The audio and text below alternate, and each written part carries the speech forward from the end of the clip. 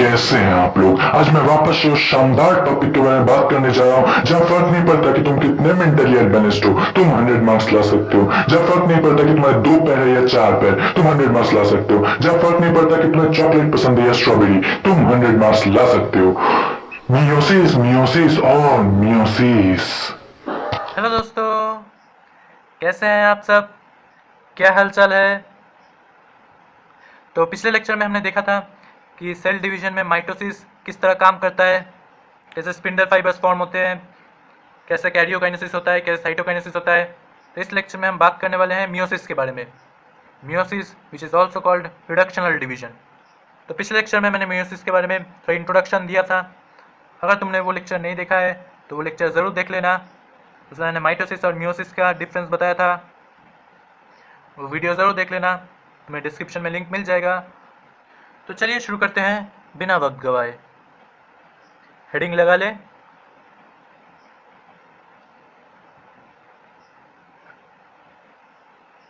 आप देख रहे हैं हमारा प्यारा सा चैनल बायोलॉजी वाला। तो फिर मियोसिस क्या है? तुम लोगों को सेल डिवीजन का डेफिनेशन पता है? इस सेल डिवीजन में क्या होता है, जब एक सेल 2 या फिर 2 से ज़्यादा सेल्स में डिवाइड कर जाता है तो उस प्रोसेस को हम कहते हैं सेल डिवीजन। और सेल डिवीजन भी 2 तरह के होते हैं, एक है माइटोसिस और दूसरा है मियोसिस। पहला है माइटोसिस, जो कि हमारे बॉडी सेल्स में होते रहते हैं। बॉडी सेल्स और एसेक्सुअल रिप्रोडक्शन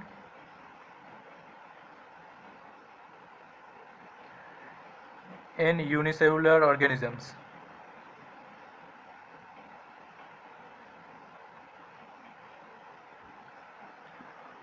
और मियोसिस में क्या होता है, गैमेट फॉर्मेशन, रिडक्शनल डिवीजन,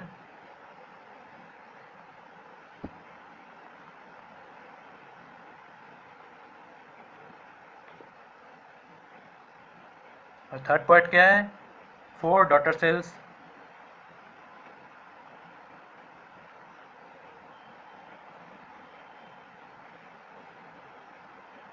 तो माइटोसिस के केस में क्या होता था, एक पेरेंट सेल रहता था विद न्यूक्लियस, जो कि 2 सेल्स में डिवाइड कर जाता था।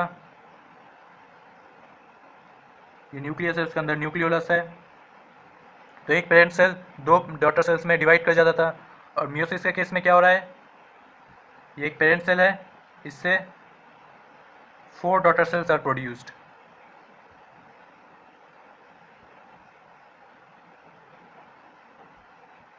और मियोसिस का एक और इम्पॉर्टेंट एस्पेक्ट क्या है, कि the chromosome numbers gets halved. अगर इसमें 2n नंबर ऑफ क्रोमोसोम्स है तो इसमें n नंबर ऑफ क्रोमोसोम्स होंगे, इसमें n नंबर ऑफ क्रोमोसोम्स होंगे, चारों डॉटर सेल्स में n नंबर ऑफ क्रोमोसोम्स होंगे। ठीक है। सो मियोसिस का क्या डेफिनेशन है, चलिए देखते हैं। Meiosis, this is a kind of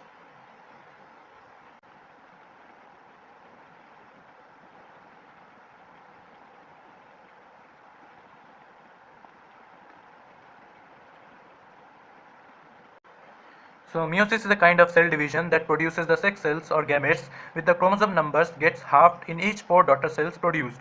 4 daughter sales produce होते हैं, सब में क्रोमोसोम्स नंबर हाफ हो जाते हैं।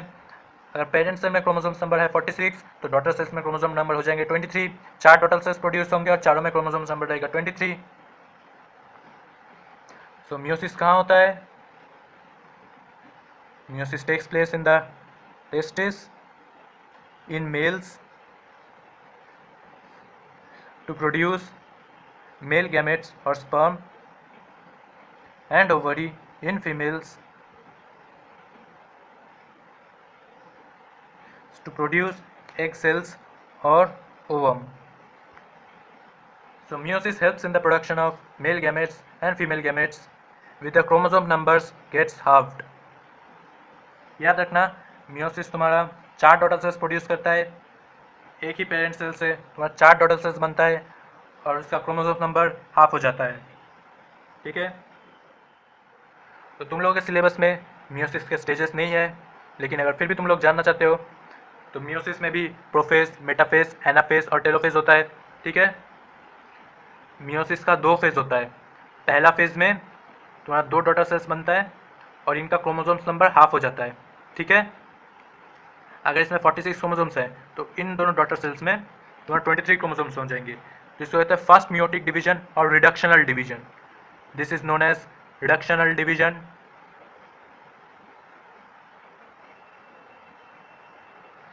इसमें तुम्हारा प्रोफेज 1 होता है, मेटाफेज 1 होता है, एनाफेज 1 होता है, टेलोफेज 1 होता है। ठीक है, क्योंकि ये फर्स्ट डिवीजन है इसलिए प्रोफेज, मेटाफेज, एनाफेज और टेलोफेज के आगे तुम्हारा 1 लग जाता है to denote the number of division.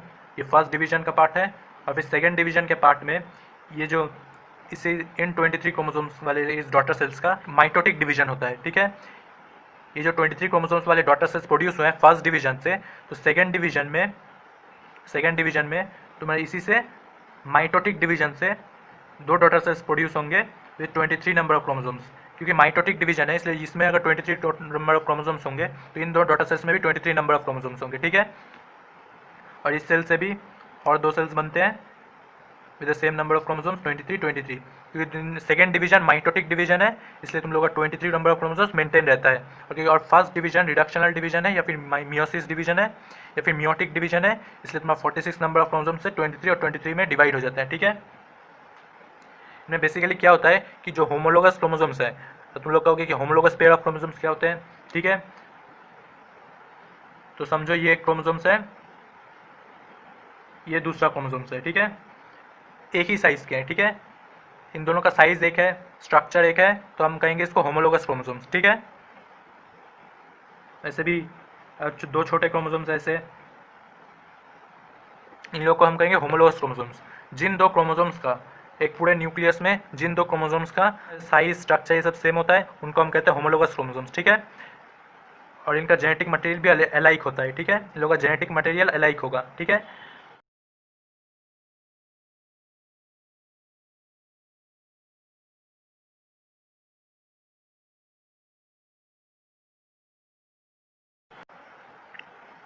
तो ये 1 क्रोमोसोम पेयर है और ये सेकंड क्रोमोसोम पेयर है। इस तरह के अलग अलग होमोलोगस क्रोमोसोम्स का पेयर बन के तुम लोग का 46 क्रोमोसोम्स बनते हैं और 46 क्रोमोसोम्स को डिवाइड करेंगे 2 से तो 23 पेयर्स ऑफ होमोलोगस क्रोमोसोम्स है। हर न्यूक्लियस में जितने भी क्रोमोसोम्स होते हैं they are the pairs of homologous chromosomes. और 46 को हम कहते नहीं है 23 पेयर्स। हम लोग 46 को किस तरह रिप्रेजेंट करते हैं, क्वेश्चन में अगर कहा जाए कि कितने पेयर्स हैं ह्यूमन सेल्स में तो हम कहेंगे 23 पेयर्स, और कितने नंबर पूछा जाए तो हम कहते हैं 46। तो हम 23 किस हिसाब से पेयरिंग करते हैं, तो हम इसी हिसाब से पेयरिंग करते हैं कि जो होमोलोगस क्रोमोसोम्स हैं उन लोग को हम एक पेयर में रखते हैं। ठीक है, अगर जितने भी होमोलोगस क्रोमोसोम्स हैं हम उनको एक पेयर में रखेंगे। ठीक है, तो ये एक पेयर है, ये दूसरा पेयर है, और एक सेल में एक ही जैसे 2 ही होमोलोगस क्रोमोसोम्स होते हैं। ठीक है, 2 होमोलोगस क्रोमोसोम्स का एक पेयर। ठीक है, इस तरह के 23 pairs of homologous chromosomes make 46 chromosomes in human cell. ठीक है, तो इस तरह का जब फर्स्ट मियोटिक डिवीजन के स्टेज में तुम लोग का जो ये इस पेरेंट सेल में प्रोफेज 1 के टाइम पर, ठीक है, मतलब क्रॉसिंग ओवर होता है होमोलोगस क्रोमोसोम्स के बीच में।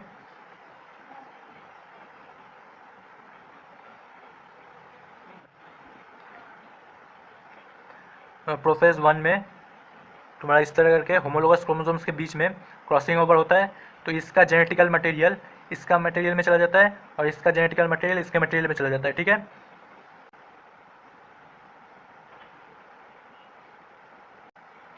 देखो इन दोनों के जेनेटिकल मटेरियल अलग हो गए हैं। ये शेडेड रीजन था और जो जिसमें क्रॉसिंग ओवर हुआ है उसका शेडेड रीजन, उसका जेनेटिकल मटेरियल इसमें चला गया है, और इसका जो जेनेटिकल मटेरियल था ब्लैंक तो इसमें चला गया है। ठीक है, तो क्रॉसिंग ओवर से प्रोफेज 1 में जब मियोटिक डिवीजन के फर्स्ट डिवीजन में तुम्हारा क्रॉसिंग ओवर होता है प्रोफेज 1 स्टेज में, तब तुम्हारा क्रॉसिंग ओवर से जेनेटिकल मटेरियल चेंज हो जाता है। ठीक है, और इस तरह के अलग अलग क्रोमोसोम्स जो दोनों डॉटर सेल्स में डिवाइड होते हैं उसका जेनेटिकल मटेरियल इससे चेंज हो जाता है। ठीक है, अगर जेनेटिकल मटेरियल चेंज नहीं होता तो कोई वेरिएशन नहीं आता, क्योंकि जेनेटिकल मटेरियल चेंज हो रहा है दोनों क्रॉसिंग ओवर से, इसलिए तुम्हारा वेरिएशन आ रहा है एक स्पीसीज़ में। ठीक है, और क्योंकि मियोसिस से फर्स्ट डिवीजन में मियोसिस से क्रॉसिंग ओवर की वजह से तुम लोग का क्रोमोसोम्स का जेनेटिकल मटेरियल एक्सचेंज हो रहा है, इसलिए इन दोनों का जेनेटिकल मटेरियल अलग हो जाएगा। ठीक है, पेरेंट सेल से भी और एक दूसरे से भी तुम लोग इन लोगों का जेनेटिकल मटेरियल अलग हो जाएगा। और क्योंकि तुम लोग का ये 46 से 23 हो रहा है, रिडक्शन हो रहा है क्रोमोसोम्स नंबर से, इसलिए इसको हम कहते हैं मियोटिक डिवीजन या फिर रिडक्शनल डिवीजन, और सेकंड मियोटिक डिवीजन को हम माइटोटिक डिवीजन भी कहते हैं। ठीक है, तो meiosis completes in 2 divisions, first is reductional division and second is non reductional division और माइटोटिक डिवीजन। ठीक है, तो क्रॉसिंग ओवर फर्स्ट रिडक्शन और डिवीजन में हो रहा है, ठीक है। तो फर्स्ट रिडक्शन और डिवीजन के प्रोसेस 1 स्टेज में क्रॉसिंग ओवर की वजह से तुम्हारा जेनेटिकल मटेरियल चेंज होता है, एक्सचेंज होता है। तो चलो कुछ डेफिनेशंस देख लेते हैं। जैसे होमोलोगस क्रोमोसोम्स का क्या डेफिनेशन है।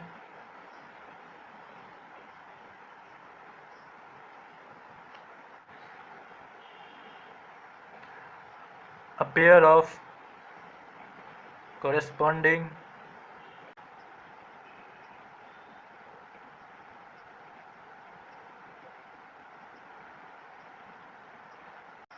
ठीक है, a pair of corresponding chromosomes of the same shape and size, one from each parent, ठीक है।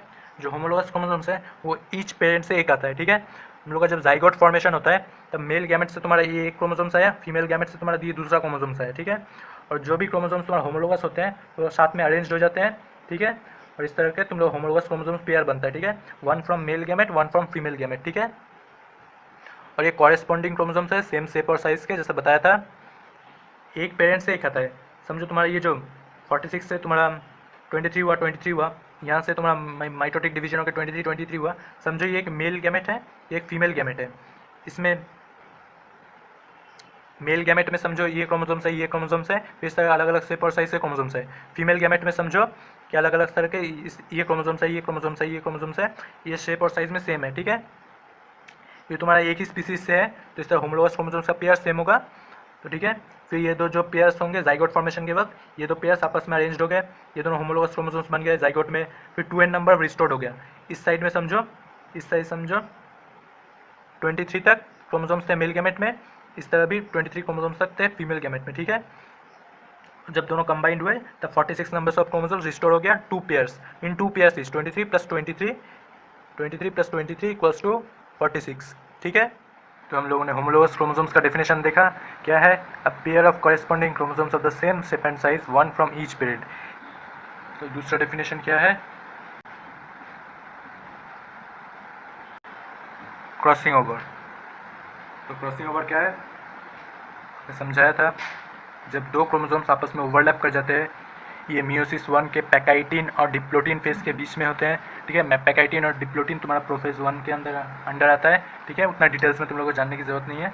समझ लो कि मियोसिस 1 में जब तुम दो नॉन सिस्टर क्रोमैटिड्स का, कि ये दो सिस्टर क्रोमैटिड्स नहीं है, देखो सिस्टर क्रोमैटिड्स ये है, ये दोनों सिस्टर क्रोमैटिड्स है, ये दोनों सिस्टर क्रोमैटिड्स है, लेकिन ये एक दूसरे के सिस्टर क्रोमैटिड्स नहीं है, ठीक है। तो नॉन सिस्टर क्रोमैटिड्स कहेंगे।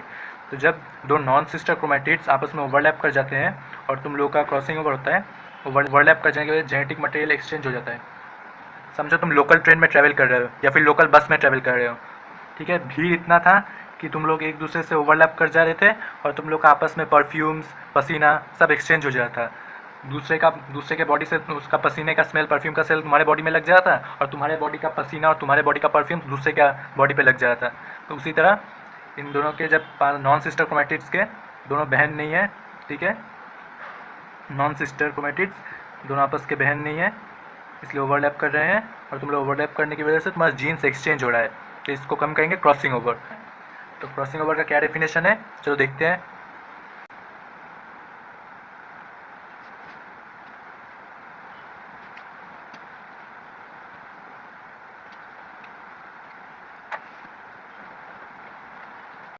तो ये है क्रॉसिंग ओवर का definition, the exchange of genes between homologous chromosomes resulting in a mixture of parental characteristics in the offspring, ठीक है। जो दोनों नॉन सिस्टर क्रोमैटिड्स के आपस में ओवरलैप कर जाने की वजह से उन लोग जीन्स एक्सचेंज हो जा रहा है, जेनेटिक मटेरियल जो डीएनए फ्रैगमेंट्स जो जीन्स है वो एक्सचेंज हो जा रहे हैं, ठीक है, नॉन सिस्टर क्रोमैटिड्स को ओवरलैप कर जाने की वजह से बिटवीन होमोलोगस क्रोमोसोम्स है लेकिन नॉन सिस्टर क्रोमैटिड्स है, ये टर्म याद रखना, homologous chromosomes but non sister chromatids, ठीक है। तो नॉन सिस्टर क्रोमैटिड्स की वजह से, नॉन सिस्टर क्रोमैटिड्स को ओवरलैप कर जाने की वजह से होमोलोगस क्रोमोसोम भी लिख सकते हो, तो या फिर homologous chromosomes and non sister chromatids ये टर्म भी ऐड कर सकते हो, ठीक है। तो ये तुम नॉन सिस्टर क्रोमैटिड्स ये टर्म ऐड कर दोगे तो ज़्यादा अच्छा है, ठीक है। तो resulting in a mixture of parental characteristics, क्योंकि तुम्हारा दोनों नॉन सिस्टर क्रोमैटिड्स का तुम लोग कैरेक्टरिस्टिक्स आपस में मिक्स हो जा रहे हैं, इसका जेनेटिक मटेरियल उस क्रोमैटिड्स में चला जा रहा है, उसका उस क्रोमैटिड्स का जेनेटिक मटेरियल इस क्रोमैटिड्स में चला रहा है, इसकी वजह से तुम्हारा जेनेटिक मटेरियल एक्सचेंज हो जा रहा है और इसलिए तुम्हारा पेरेंटल कैरेक्टरिस्टिक्स का मिक्सचर हो जा रहा है, ठीक है। जो पेरेंटल कैरेक्टरिस्टिक्स है वो आपस में ब्लेंड हो जा रहे हैं, मिक्स हो जा रहे हैं और इसलिए ऑफस्प्रिंग में वेरिएशन आ रहा है, ठीक है। इसलिए सेम पेरेंट्स का भी तुम लोग का तुम लोग का जो ऑफस्प्रिंग होता है तो देखने में अलग होता है या फिर फीचर्स में अलग हो जाता है। ये वेरिएशन तुम लोग क्रॉसिंग ओवर की वजह से आ रहा है। तो मियोसिस का ये सिग्निफिकेंस है कि क्रॉसिंग ओवर हो रहा है, इसलिए तुम लोग का वेरिएशन आ रहा है, वरना एक स्पीसीज की तरह ही दिखता। ठीक है, वरना तुम्हारे पापा तुम्हारे दादाजी जैसे दिखेंगे, तुम अपने पापा जैसे दिखोगे, सबका कोई कैरेक्टरिस्टिक्स मिक्स नहीं होगा। ठीक है, क्रॉसिंग ओवर की वजह से वेरिएशन आ रहा है, वेरिएशन नहीं आता तो स्पीसीज वैसे का वैसा ही रह जाता और तुम लोग का इवोल्यूशन नहीं होता। ठीक है, तो crossing over is very significant for variations. जो ऑफस्प्रिंग में जो वेरिएशन आ रहा है उसके लिए क्रॉसिंग ओवर बहुत ही इंपॉर्टेंट है। ठीक है, दूसरा डेफिनेशन क्या है, कियाज्मा। कियाज्मा या फिर तुम लोग कियाज्माटा भी बोल सकते हो। ठीक है, ये जो पॉइंट ऑफ कांटेक्ट है, जब क्रॉसिंग ओवर के लिए जो ये पॉइंट ऑफ कांटेक्ट है इन दोनों नॉन सिस्टर क्रोमैटिड्स का, उसको हम कहते हैं कियाज्माटा या फिर कियाज्मा। ठीक है, तुम कुछ भी प्रोनाउंस कर सकते हो, प्रोनाउंसिएशन से मतलब है। तो कियाज्माटा का क्या डेफिनेशन है,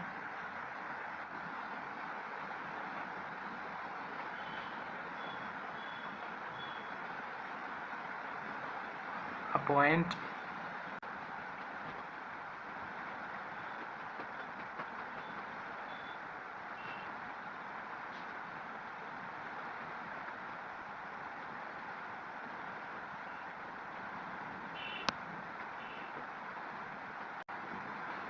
ठीक है, तो ये कियाज्मा या फिर कियाज्माटा का डेफिनेशन है, a point at which paired chromosomes जो नॉन सिस्टर क्रोमैटिड्स है, ठीक है, जो non sister chromatids homologous chromosomes हैं, उस दोनों के क्रॉसिंग ओवर हो जाने के बाद remains in contact during the first metaphase of meiosis. ठीक है, जो प्रोफेज में जो क्रॉसिंग ओवर हुआ है उसके बाद भी वो क्रॉसिंग ओवर उस पॉइंट में ज्वाइन रहते हैं, वो कियाज्मा से ज्वाइन रहते हैं नॉन सिस्टर क्रोमैटिड्स। ठीक है, प्रोफेज में तुम्हारा क्रॉसिंग ओवर हो चुका है, उसके बाद भी तुम लोग का उसी पॉइंट से ज्वाइन है। ठीक है, मेटाफेज तक भी उसी पॉइंट से ज्वाइन है। ठीक है, तो जिस पॉइंट से ज्वाइन है उसको हम कहते हैं कियाज्मा। ठीक है, डेफिनेशन देख लो, a point at which paired chromosomes remain in contact during the first metaphase of meiosis and at which crossing over and exchange of genetical material occurs between the strands यानी तुम्हारा non sister chromatids.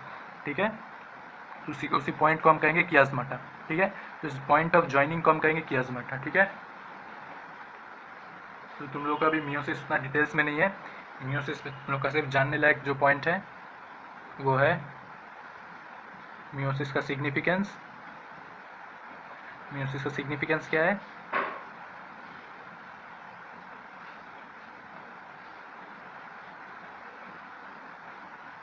Chromosome number is halved,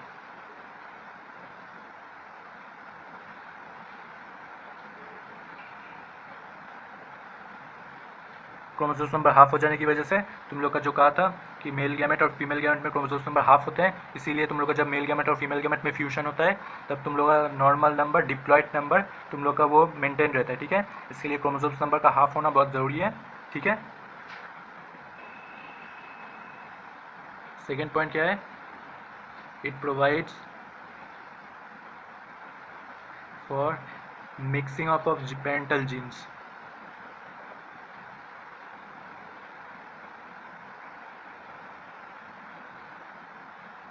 ठीक है, जब crossing over की वजह से तुम लोग का पेरेंटल कैरेक्टरिस्टिक्स जीन्स जो है मिक्स हो जाते हैं और फिर जब जो क्रोमैटिड सेपरेट करते हैं, जब कियाज्माटा से सेपरेट होता है वो एनाफेज के वक्त, और जब एनाफेज के वक्त तुम लोग का कियाज्माटा से वो पॉइंट सेपरेट होता है उस वक्त भी ऑप्शन जो है कियाज्माटा से तुम लोग का जेनेटिक मटेरियल फिर से एक्सचेंज हो जाता है।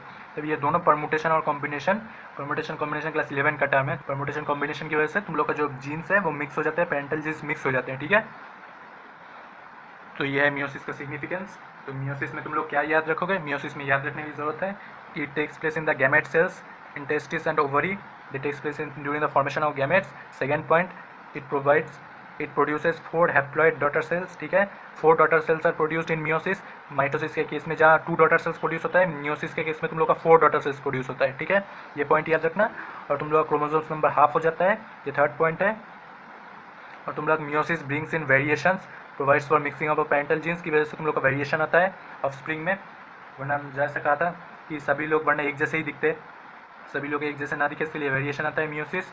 तो क्रोमोसोम के डुप्लीकेशन के बाद तुम्हारा 2 डिवीजन होता है मियोसिस में। माइटोसिस के केस में 1 डिवीजन होता है, 1 माइटोटिक डिवीजन, और मियोसिस के केस में 2 डिवीजन होते हैं, बताया था। और तुम लोग का जो डॉटर सेल्स है माइटोसिस के केस में वो आइडेंटिकल होते हैं, और मियोसिस के केस में तुम्हारा डॉटर सेल्स तुम्हारा मतलब आइडेंटिकल नहीं होते क्योंकि उनमें वेरिएशन आ जाता है क्रॉसिंग ओवर की वजह से। ठीक है, तो ये थे माइटोसिस और मियोसिस के डिफरेंस।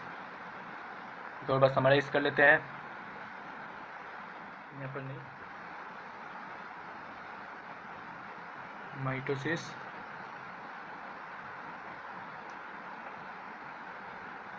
मियोसिस। माइटोसिस कहाँ होता है? Mitosis takes place in the somatic और बॉडी सेल्स। मियोसिस तुम लोग कहाँ होता है? रिप्रोडक्टिव और गैमेट सेल्स में, ठीक है। माइटोसिस का पर्पस क्या है? माइटोसिस का इम्पोर्टेंस क्या है? ग्रोथ, रिप्लेसमेंट, रिपेयर और asexual reproduction in unicellular organisms. और मियोसिस का इम्पोर्टेंस क्या है? Meiosis takes place only for gamete formation, for sexual reproduction.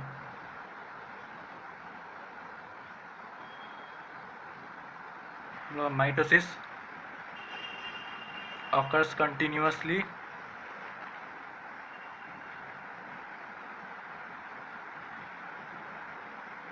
throughout life.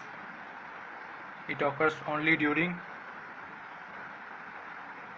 reproductively active stage.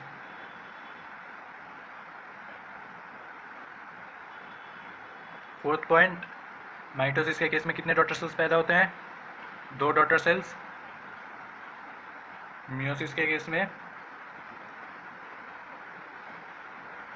4 daughter cells are produced. Mitosis के case में 2n या फिर diploid number of chromosomes are restored.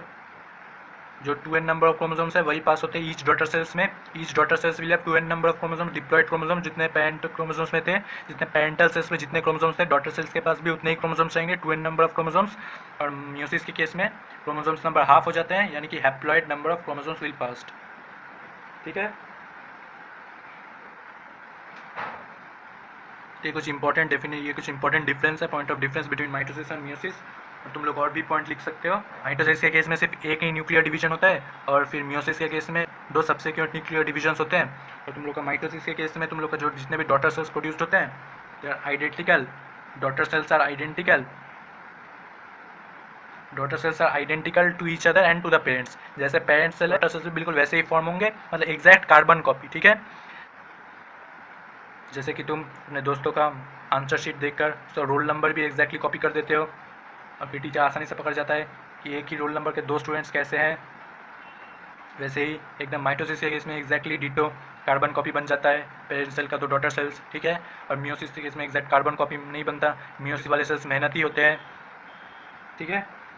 तो meiosis में variation आता है। और गैमेटिक सेल्स में डीएनए से ज़्यादा आरएनए होता है, इसलिए तुम लोग का मियोसिस होता है। जिस सेल्स में आरएनए से ज़्यादा डीएनए होगा उस सेल्स में तुम लोग का माइटोसिस होगा, ठीक है। तो इतने पॉइंट्स तुम लोग को याद रखने की जरूरत नहीं है, 4-5 पॉइंट याद रखना, लेकिन मेन पॉइंट्स याद रखना। माइटोसिस के केस में 2 डॉटर सेल्स प्रोड्यूस होते हैं, मियोसिस के केस में 4 डॉटर सेल्स प्रोड्यूस होते हैं। मियोसिस का एकदम इंपॉर्टेंट सिग्निफिकेंस है कि क्रोमोसोम्स नंबर हाफ हो जाते हैं, और मियोसिस के क्रॉसिंग ओवर की वजह से तुम लोग का ऑफस्प्रिंग्स में वेरिएशन आता है, ठीक है। कुछ इंपॉर्टेंट पॉइंट्स है, याद रखना। Mitosis takes place in the body cells for growth, replacement, repair. और फिर तुम लोग का meiosis takes place in the gamete formation. Meiosis takes place in the gamete cells for the gamete formation. ये सब कुछ इंपॉर्टेंट पॉइंट्स है, याद रखना।